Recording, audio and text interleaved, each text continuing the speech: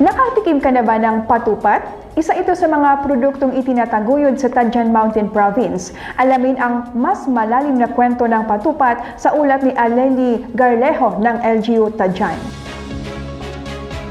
Ang patupat ay paboritong lokal na pagkain ng marami sa Mountain Province. Sa malagkit ngunit masarap nitong lasa, sino nga ba ang hindi magkakagusto nito?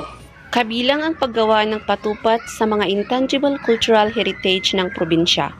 At isa nga sa mga bumubuhay ng kulturang ito ay ang barangay ng Cayenne West sa Tadjan. Patupat nan balin ay kaugalyan di ikayan. Nan balin ay kultura da ay mansaksapo si patupat. Tayod idi no wada di marigatan manutuda si patupat. Ngunit bukod sa lasa nito, ang patupat ay may mas malalim pa na kwento. Ipinapakita nito ang masaganang pagbubuklod ng komunidad. At isnan ili, isna ay maila, isnang kasapuan di patupat, mailam din saan di umili ay mangsapo. Tanan patupat at adin mabalin ay sapuan di usa ay ipugaw si usay agaw ngam gapuis nan